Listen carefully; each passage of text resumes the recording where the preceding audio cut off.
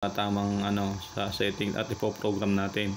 Ngayon po, ituro ko po sa inyo ang picture po ng mga niyan, yung mga function ng push button na yan. Una po, dito po sa sa set na ito, pong set na ito ang ating display alarm.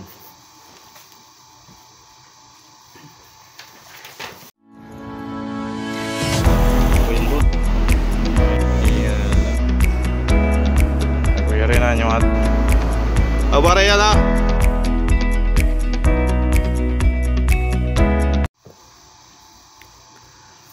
Ayan po, mapagpalang araw po sa ating lahat mga ka-HVAC at talae. Sa araw na ito po ay meron po akong ibabahagi sa inyo na kung paano po tayo mag program ng ng parameter.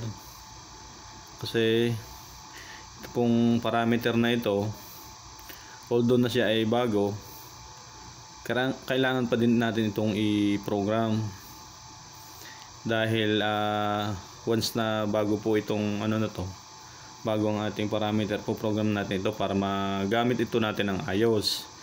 Kasi kung hindi, magma-malfunction, pwedeng maging hindi siya maayos ang kanyang ang kanyang function. Kaya iseset po natin ito sa sa tamang sa setting at ipo-program natin. Ngayon po, ituro ko po sa inyo ang picture po ng mga niyan, yung mga function ng push button na yan. Una po, dito po sa sa set na ito, pong set na ito ang ating display alarm.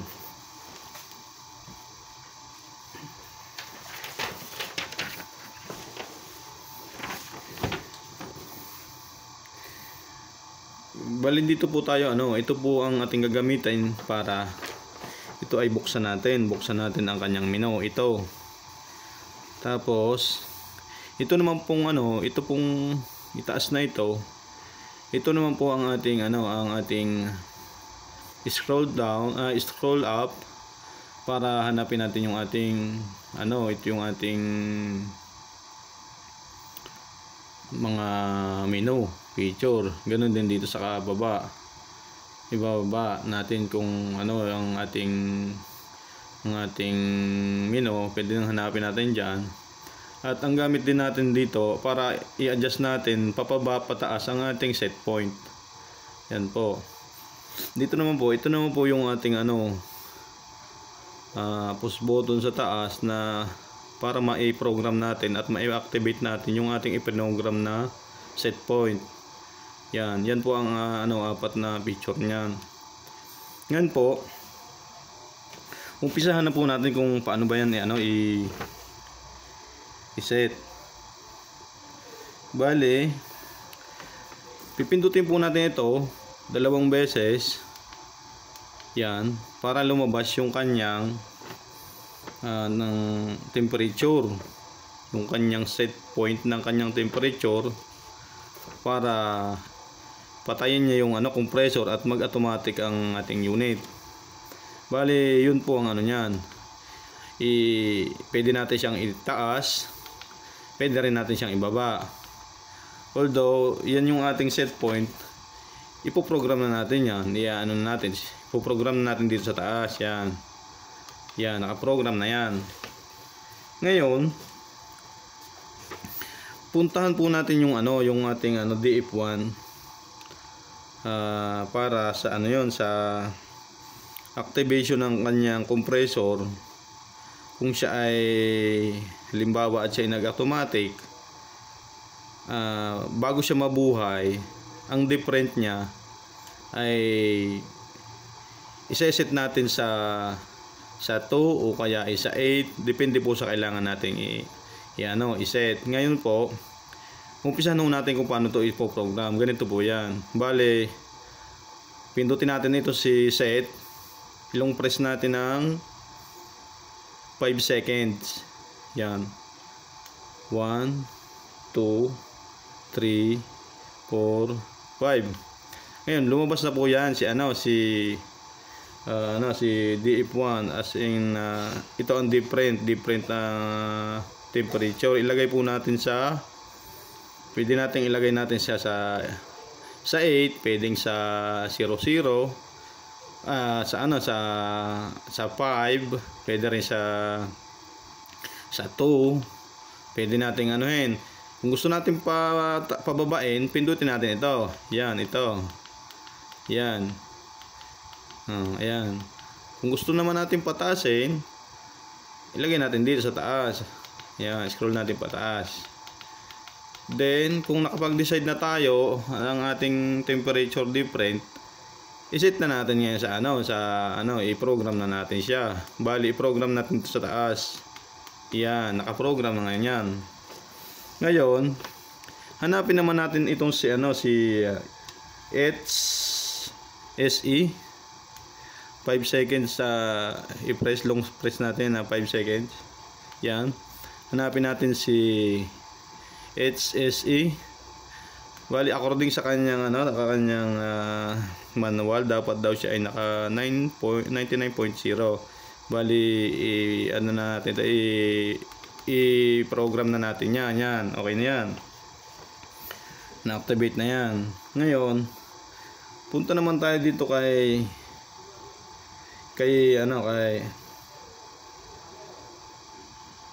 LSE. Punta tayo, scroll tayo pataas.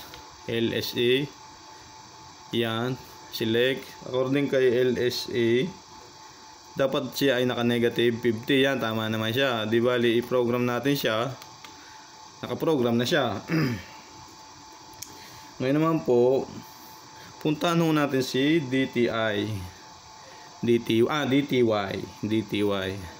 Press natin to. 5 second. 1, 2, 3. Yan. Ngayon, hanapin natin si DTY. DTY yan. According kay DTY, dapat daw siya ay naka-0. Yan. Okay, di bali, natin, i-program natin siya. Yan, naka-program na siya. Ngayon, sunod po natin ay si DIT. Hanapin natin si DIT. Long press ulit tayo kay set. 5 seconds. 1, 2, 3, 4, 5. Then, scroll taas. Scroll tayo. Hanapin natin si DIT. Then, according sa kanyang manual, dapat siya ay naka 6. Yan. Ilagay natin sa 6. Program natin. Then, yan. Nakaprogram na siya. Dito naman hanapin naman dito sunod. Hanapin natin si DET. 5 second. Press ulit si select. Then, hanapin natin si scroll pataas. Yan. Hanapin natin si DET. Yan. According kay DET, dapat siya ay naka 30. Program natin siya. Yan. Nakaprogram na siya. Dito na sa kabila, dito sa isa, kay DST. Hanapin natin DST. 5 second ulit si set. 1, 2, 3, 4, 5. Scroll pataas. DST. Yan, DST. Then select ulit. According kay DST, dapat siya ay naka 8. Program natin siya. Yan, program natin siya. Yan, naka-program na yan. Yan. According naman dito sa isa pa kay FST, hanapin natin si FST. Scroll pataas. SFT. Then, nakalagay sa kanya ay 50.0. Set na natin siya. I-program. Yan. Okay. Naka-program na yan.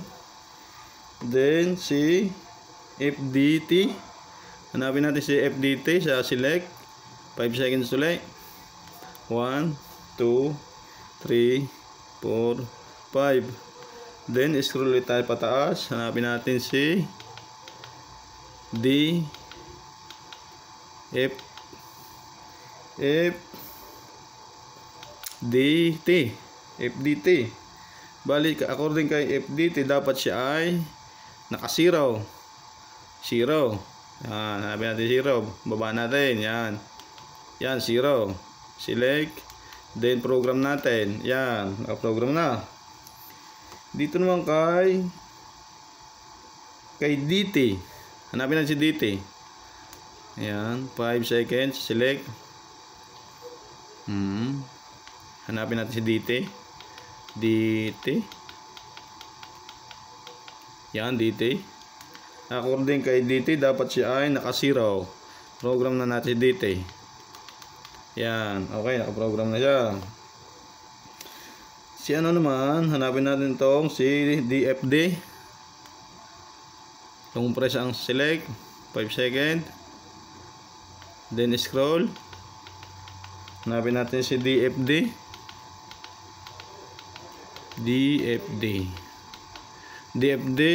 According kay DFD, dapat siya ay naka-Y.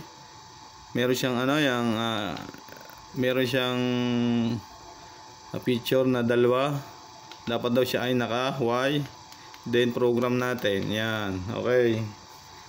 Dito naman tayo kay HAL. Hanapin natin, 5 second kay select.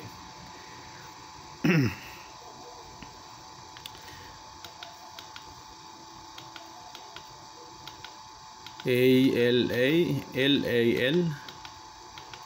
Yan. Dapat kay ALL. Kay ano ba to? Kay HAL. Yan. AHL. HAL. Hanapin natin sa AHL. Dapat daw ay naka 50.0. Program natin siya. Iyan, program na. Ngayon, hanapin ulit naman natin si LAL. Select natin ulit si select 5 seconds yan. Hanapin natin si LAL.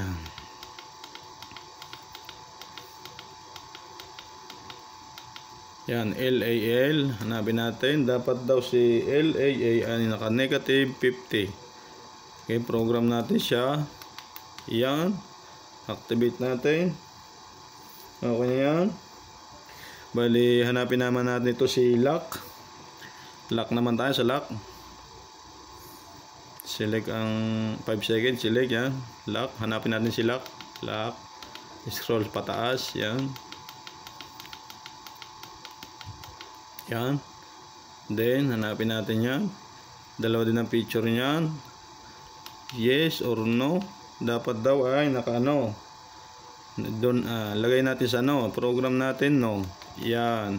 Okay na. Naka-program na siya. Ngayon, sunod naman natin ay si PS1. Select 5 seconds.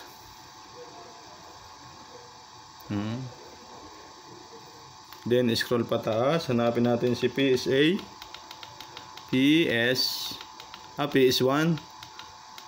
PS1.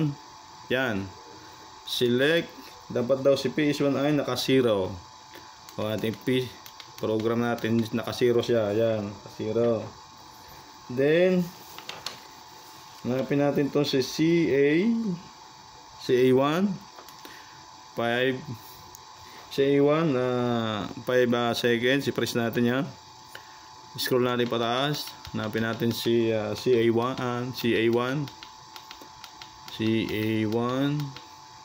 yan. Dapat daw siya ay naka 0.0. Program natin yan.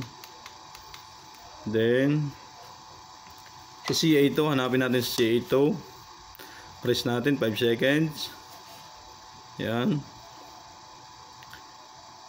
Scroll natin pataas, hanapin natin si CA2.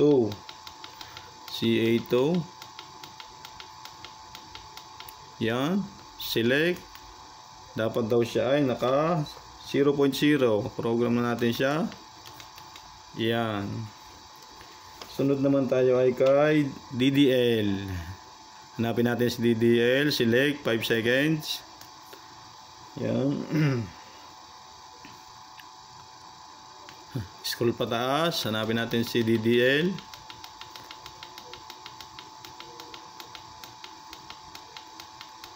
DDL yan. Select. Dapat daw si DDL ay naka 1. Yan. Ating i-activate natin siya. Yan. Sunod ay si H42. Hanapin daw natin po H42. Select 5 seconds.